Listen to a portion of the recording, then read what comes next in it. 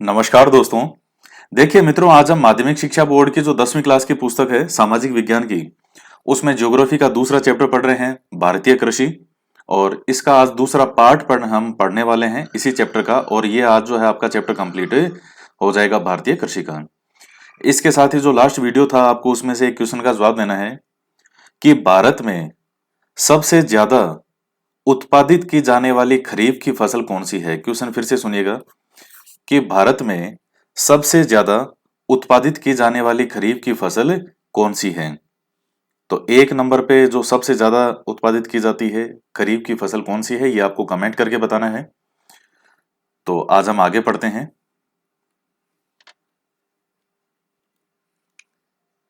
भारत की प्रमुख मुद्रादायनी या वाणिज्यिक या नकदी फसलें, आज हम इसे पढ़ने वाले हैं। मुद्रादायनी या वाणिज्यिक फसलें क्या होती है?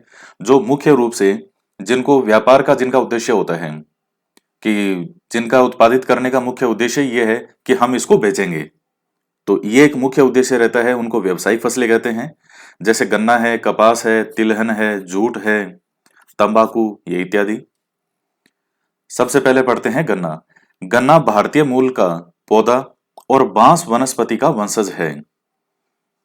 यह जहां देश की व्यावसायिक फसलों में प्रथम स्थान रखता है, वहीं उत्पादन और उत्पादक क्षेत्र की दृष्टि से भी भारत विश्व में प्रथम स्थान रखता है। सबसे ज्यादा गन्ना पूरे विश्व में कहाँ होता है?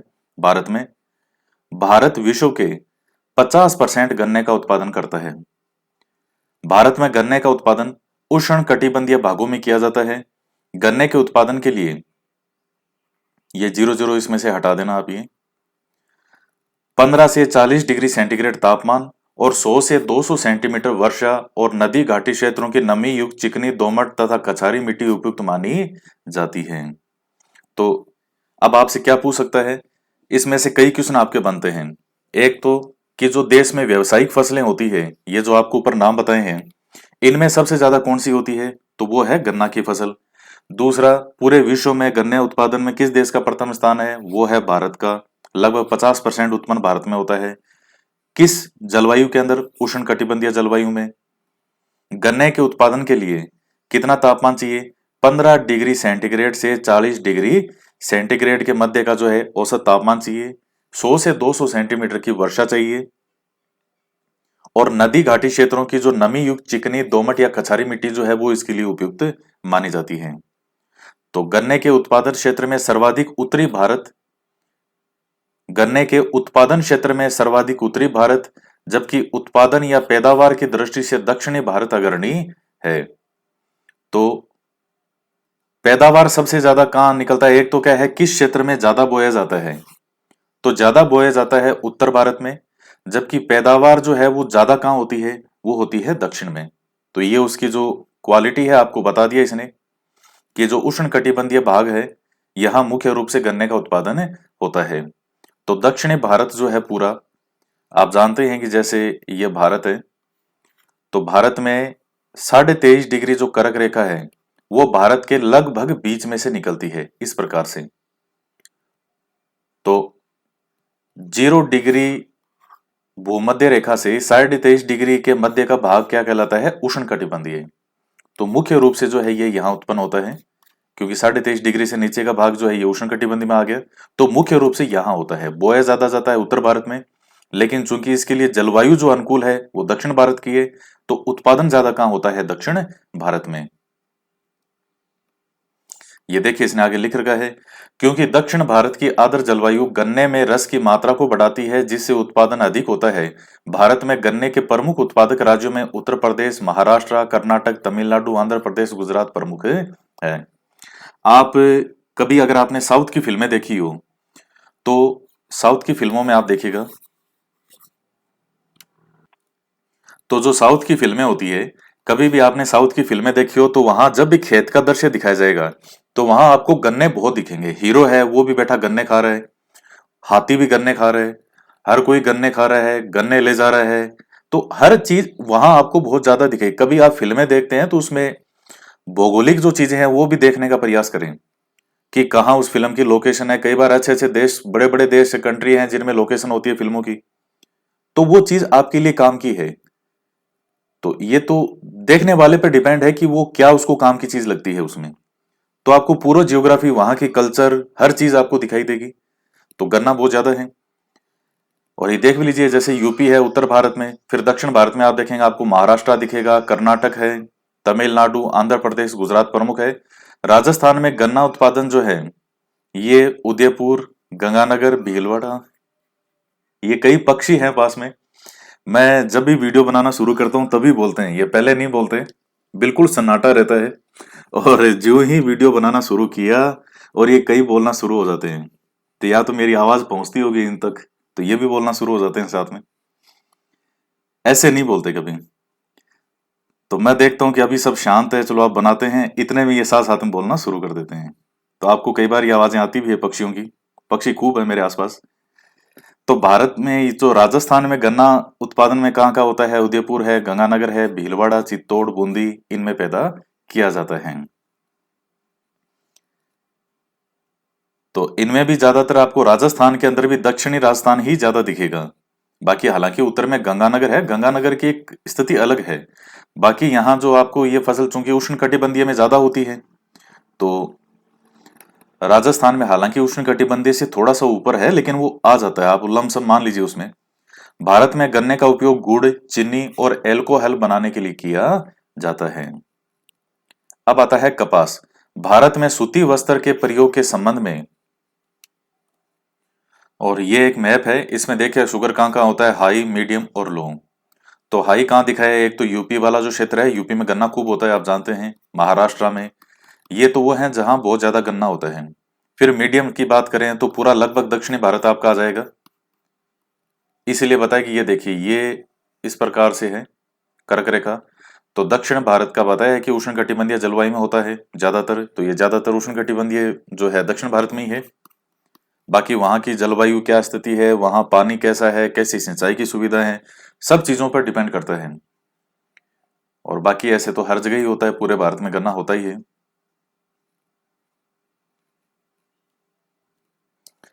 ये मित्रों आपके सामने एक सारणी है कि भारत में खाद्यान्न फसलों का उत्पादन 2012-13, 13-14, 14-15। तो ये कोई आपके लिए काम की नहीं है सारणी अभी, क्योंकि आपके लिए जो काम के हैं वो लेटेस्ट आंकड़े हैं, वो आपके लिए काम के होंगे। तो कोई जो समसामयिक मैगजीन में है, जो अगर मैं कोई वीडियो आएगा जो करंट हम करवाएंगे तो उसमें किसी में करवा देंगे। नहीं तो आपको नेट पे अगर और कोई करंट के कहीं डाटा है या जो मैगजीन है कोई, तो आप उसमें करंट के आंकड़े देखेगा कि जैसे 2019-20, 18-19, उनमें इनका कितना उत्पादन हुआ है। ये आंकड़े जो है, ये आंकड़े आपके काम के नहीं है। आप इनको पढ़ने के लिए पढ़ना चाहें तो पढ़ सकते हैं। जैसे चावल है, गेहूं है, मोटे अनाज हैं, दालें हैं, तो कितना कुल उत्पादन जो है, कुल खाद्यान्न जो है कितने क्षेत्र लाख हेक्टेयर के अंदर जो है ये बोए गए, कितना उत्पादन हुआ, तो कितने किलोग्राम प्रति हेक्टेयर में उत्पादित हुए, तो ये सब का बता रखा है इसने। तो आपके लिए करंट जो है वो ज्यादा महत्वपूर्ण होंगे। आप कोई भी करंट मैगजीन में देख लिए, नहीं तो हम बता देंगे किसी वीडियो में। नेक्स्ट पॉइंट जो हम कपास के बारे में पढ़ रहे थे, कि भारत में कपास के बारे में जो उल्लेख है वो मनुस्मृति और ऋग्वेद के अंदर भी मिलता है, जो यह दर्शाता है कि भारतीयों को कपास से सूती वस्त्र बनाने का ज्ञान प्राचीन समय से रहा है। तो मित्रों भारत का ज्ञान वास्तव में बहुत प्राचीन है।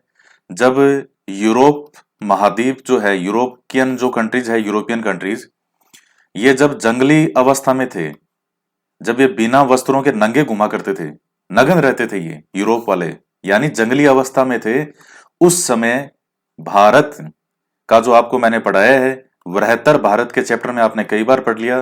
भारत अपने पूर्व के, पश्चिम के कई देशों के अंदर जो है, जो उस वक्त भारत जहां तक संपर्क में था, वहां भारत अपना व्यापार करता था ऐसे ऐसे वस्त्रों का जो मशीनों से भी नहीं बनते थे।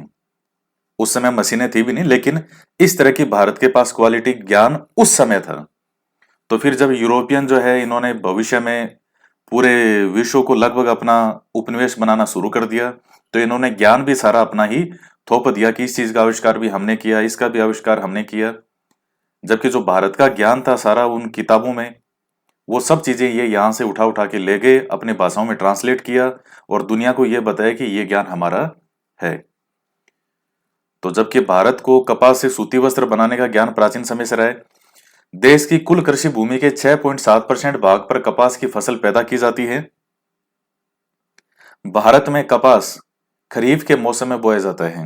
यानी बाजरा वाला जो मौसम है ये, इस फसल के तापमान 20 से 30 डिग्री, ये 200 नहीं है, ये सब में जीरो जीरो एक्स्ट्रा लगा हुआ है इनमें, 20 से 35 डिग्री सेंटीग्रेड के मध्य और वर्षा 80 से 150 सेंटीमीटर के मध्य तथा गहरी और काली मिट्टी और चूने व पोटाश की मात्रा वाली भूमि उपयुक्त मानी जाती है। तो ये आपके लिए इसमें सभी महत्वपूर्ण फैक्ट हैं। काली मिट्टी का नाम आते ही सीधा नाम आता है कपास। जैसे आप राजस्थान में हाड़ौती प्रदेश में पढ़ते हैं, तो वहां जैसे हाड़ौती में पढ़ते हैं कि साहब मध्यम काली या काली मिट्टी पाई जाती है, सबसे ज्यादा फसल की कपास होती है। तो काली मिट्टी जो है ये कपास की फसल के लिए बहुत उपयोगी है।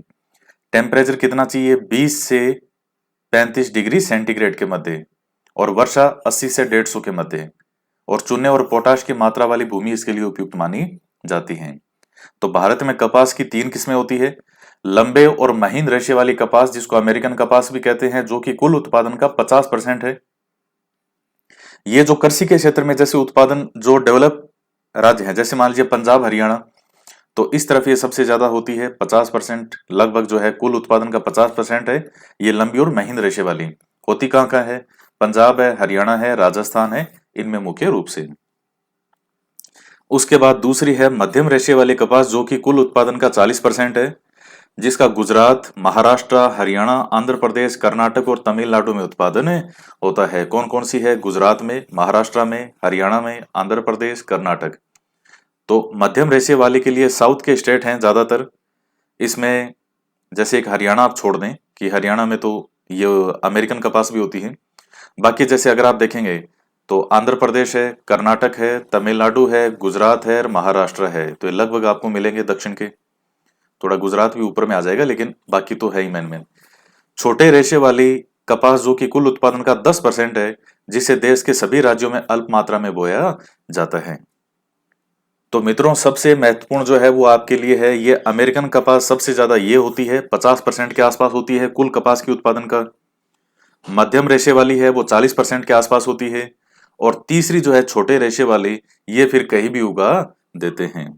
आप भी घर में ट्राई कर लीजिए, आपके भी कपास उग जाएगा, थोड़ा बहुत तो कुछ तो उग ही जाएगा। देश में कपास उत्पादन व उत्पादन क्षेत्र की दृष्टि से गुजरात प्रथम स्थान पे है, महाराष्ट्र दूसरे और तीसरे स्थान पर है आंध्र प्रदेश। तो पहले स्थान पर कौन सा हो जाएगा, गुजरात, दूसरे पे महाराष्ट्र और तीसरे पे हो जाएगा आंध्र प्रदेश।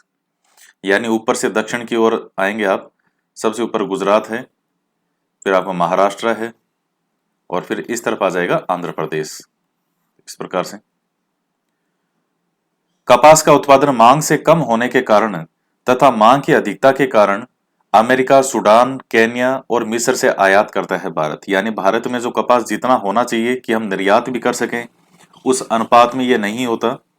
राजस्थान में कपास का उत्पादन कहाँ कहाँ होता है, ये तो ये गंगानगर, हनुमानगढ़, बीकानेर, तो ये तो ऊपर के हो गए जिले, और यह हाड़ौती प्रदेश, कोटा, बूंदी, झालावाड़ वाले क्षेत्र में किया जाता है।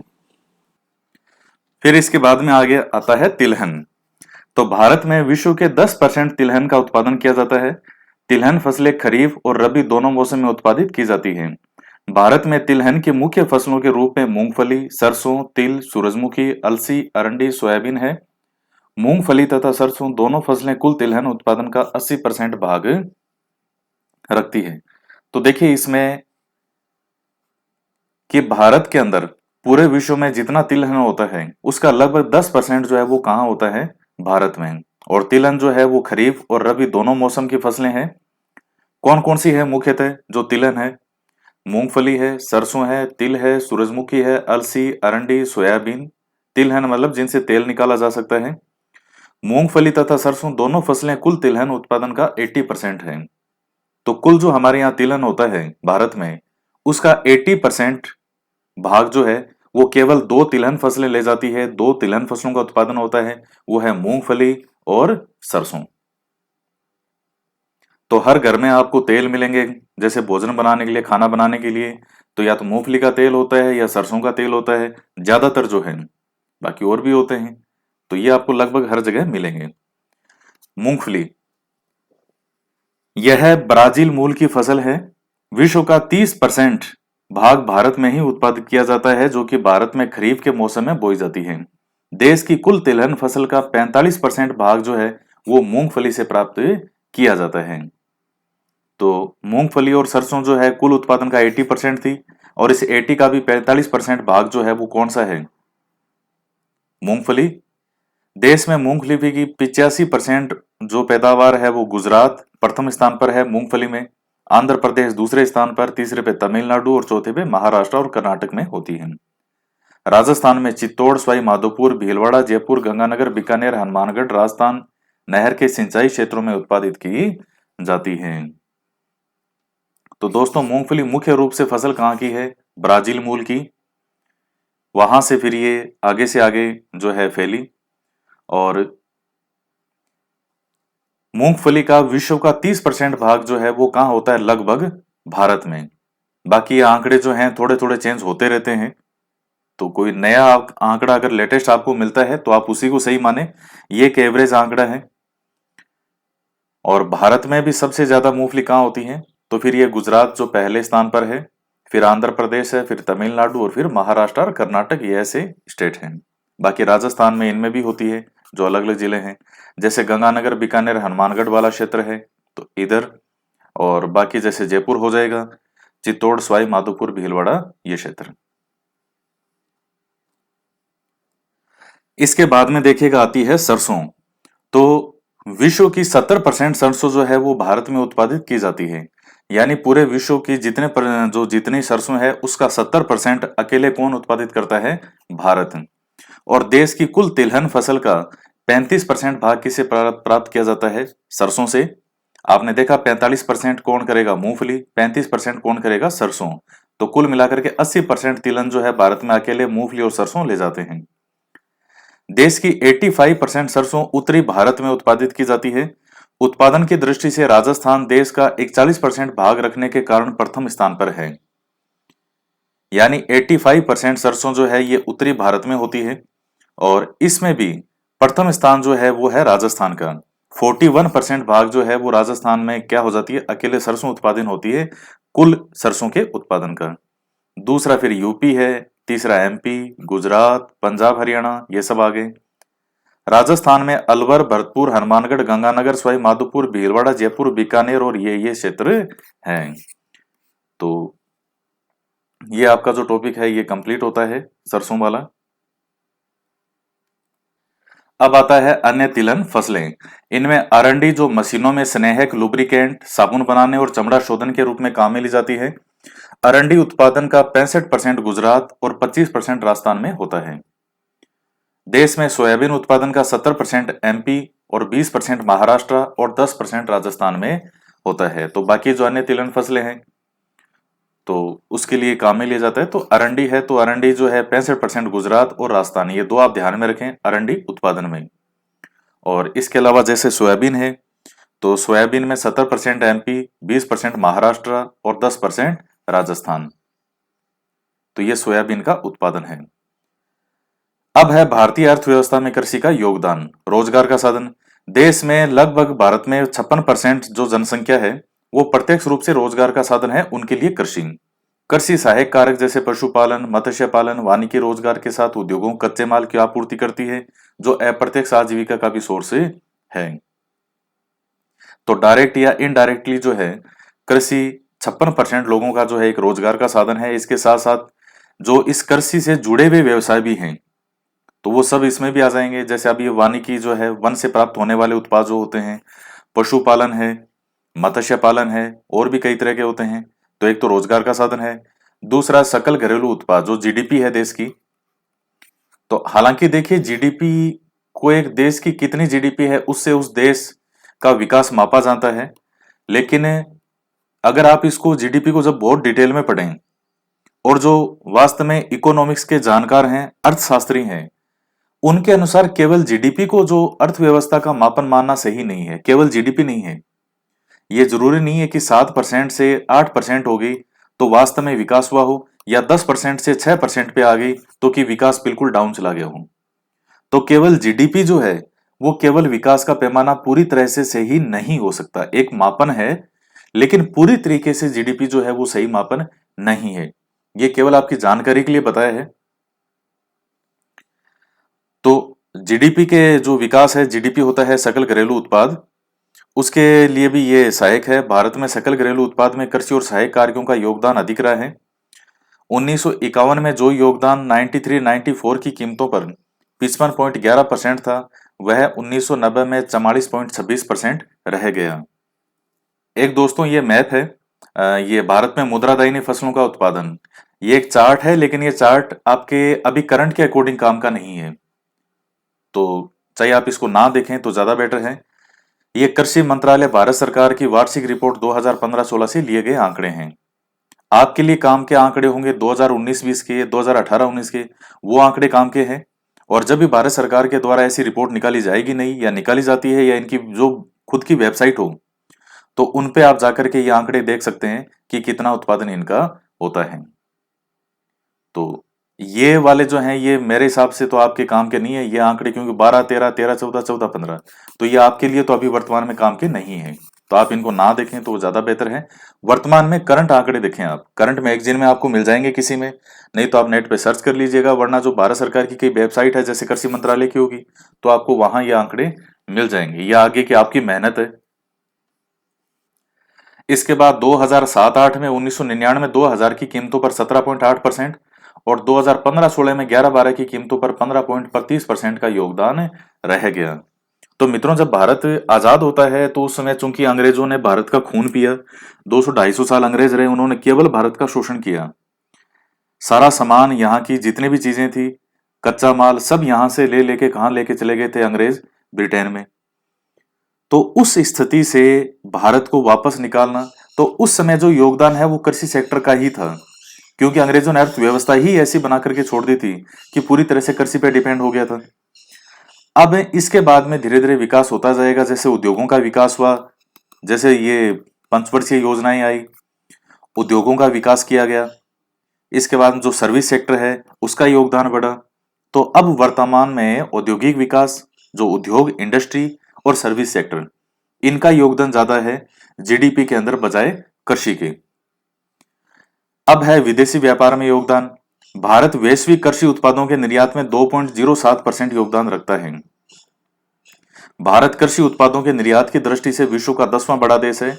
यह भारत के कुल निर्यात का चौथा बड़ा सेक्टर है। निर्यात के रूप में चाय, चीनी, तिलहन, तंबाकू, मसाले, ताजे फल, बासमती चावल आदि प्रमुख उत्पाद हैं। अन्य कृषि सामग्री जैसे जूट, कपड़े, मुर्गी पालन आदि उत्पाद भी इसमें सम्मिलित है, जबकि आयात में खाद्यान्न सम्मिलित किया जाता है। तो अब निर्यात जो है वो भारत क्या क्या करता है, तो उसमें जैसे चाय है, ये असम की, जो दार्जिलिंग की, इधर की बहुत ही अच्छी चाय होती है वास्तव में, तो वो चाय तो बाहर भेज देते हैं। और हमारे यहाँ जो चाय आप देते हैं तो वो लाल घोड़ा, काला घोड़ा, ये चाय मैंने पहले भी आपको कहा था। दरअसल ये जो चाय है हम जो पीते हैं, जो हमारे पास तक आती है मार्केट में, ये केवल एक प्रकार का कचरा है। ये मतलब वेस्ट मटेरियल है, जो अच्छी चाय को बाहर भेजने के बाद में यहाँ बसता है। वो चाय होती है 4,000 रुपए किलो, 5,000 रुपए किलो, 10,000 रुपए किलो। वो जो वास्तव में चाय है, जिसमें कुछ भी गेरने की आवश्यकता नहीं है, उसमें नेचुरली इतना टेस्ट होता है, वो बाहर भेज देते हैं। और पीछे जो बचता है वो फिर नई नई उसकी अच्छी सी करते हैं पैकिंग, किसी हीरो हीरोइन की फोटो खिंचा के दे देंगे कि हम तो रोज ये पीते हैं, सुबह की ताजा चाय, और वो जो चाय है वो हमारे पास से आ जाती है।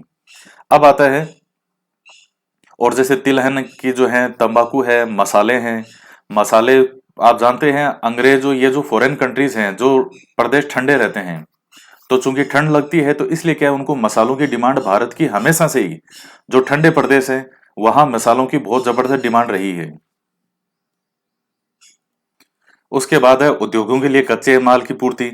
अब जितने भी जो भी उद्योग हैं, लगभग उद्योग डिपेंड किस पर होते हैं? कृषि पर।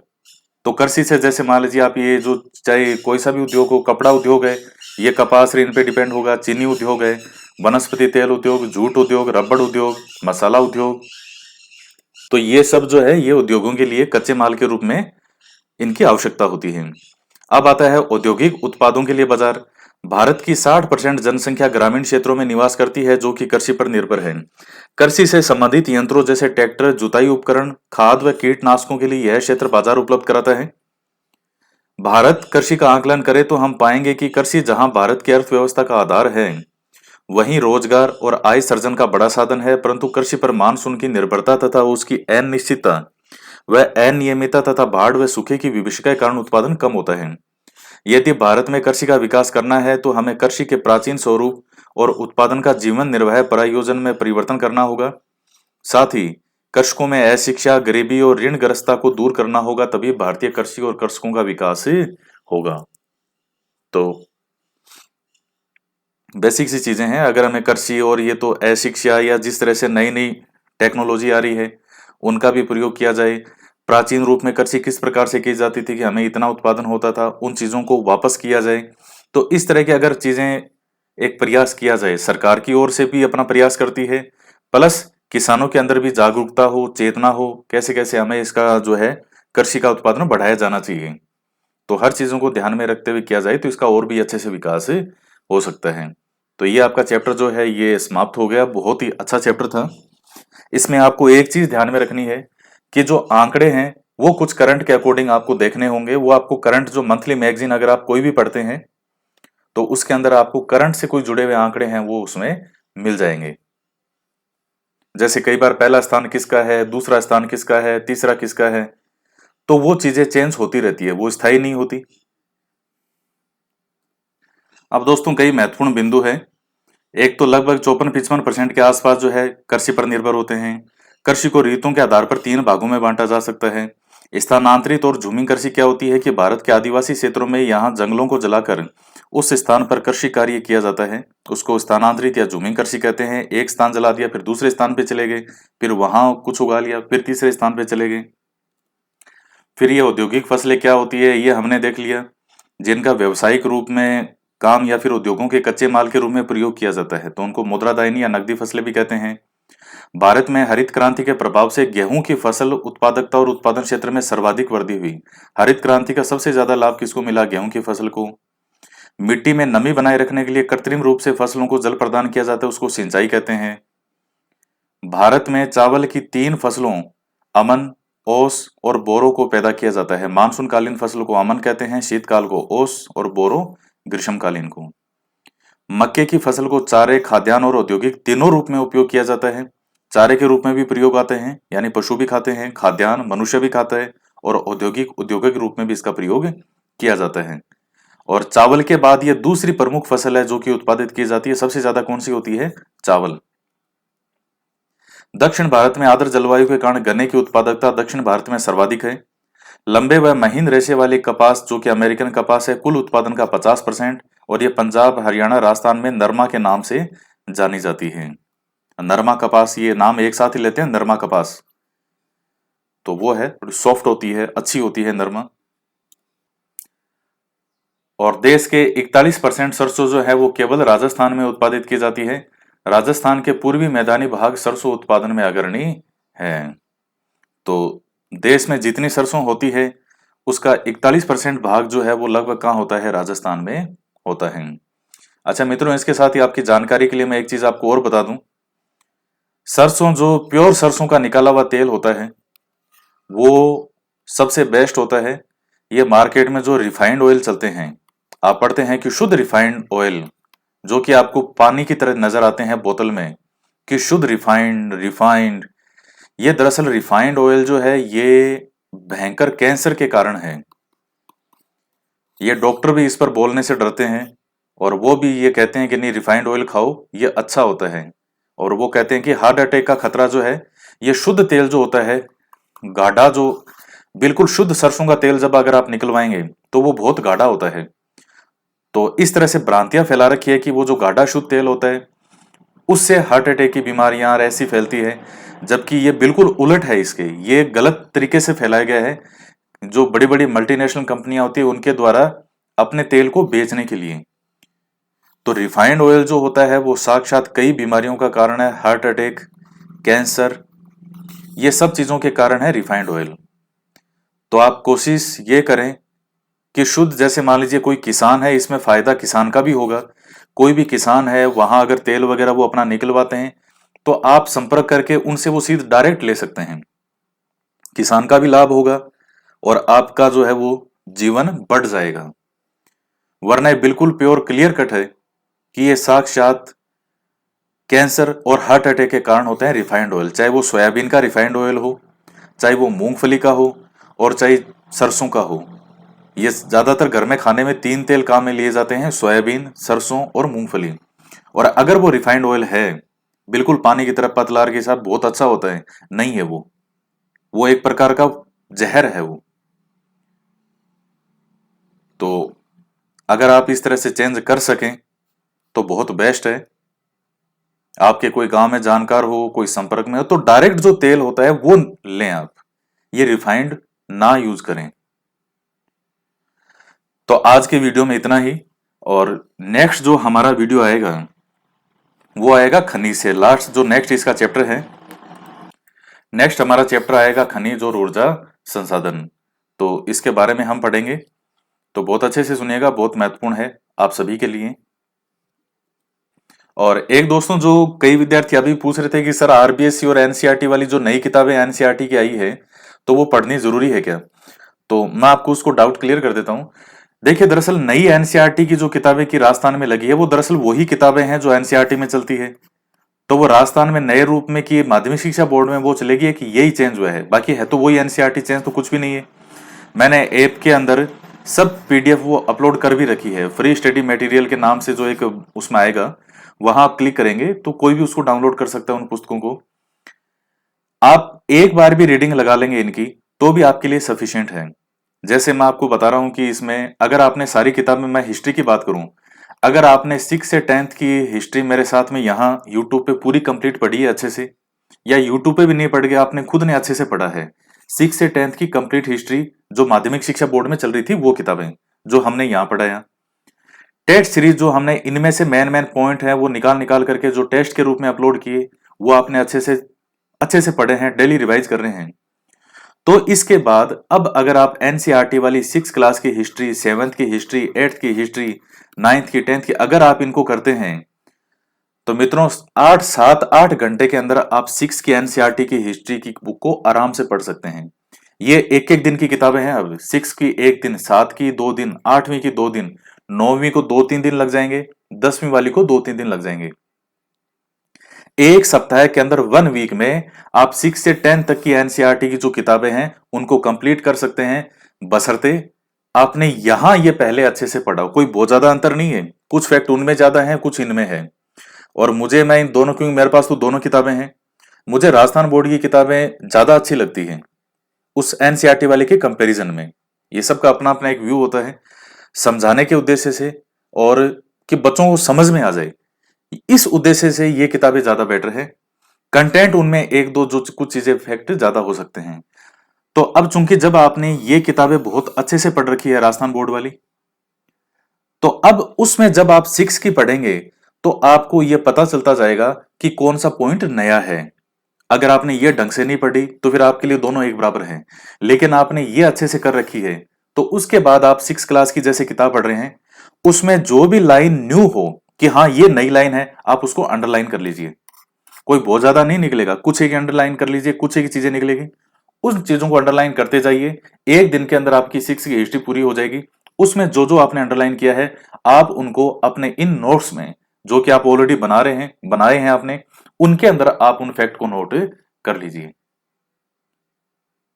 तो ये चीजें आपने अच्छे से कर ली तो ये चीजें आपके एक एक दो दो दिन के अंदर सब कंप्लीट हो जाएगी, आपको कोई समय उसमें नहीं लगेगा। तो ये सब चीजें मैं मेरे खुद के अनुभव से बता रहा हूं, जो मैंने किया था। एक चीज को दमदार तरीके से तैयार कर लो, दूसरी आप बच्चों की तरह यूं निकाल दोगे, यूं इजीली। वरना फिर वही है कि जो ना ये पढ़े ना वो पढ़े, तो दोनों में घुल मिल के रहेगा, तो वो चीज फिर। तो आज के वीडियो में इतना ही। वीडियो को लाइक जरूर कीजिएगा, शेयर भी करें। तो मिलते हैं नेक्स्ट वीडियो में। जय हिंद, जय भारत।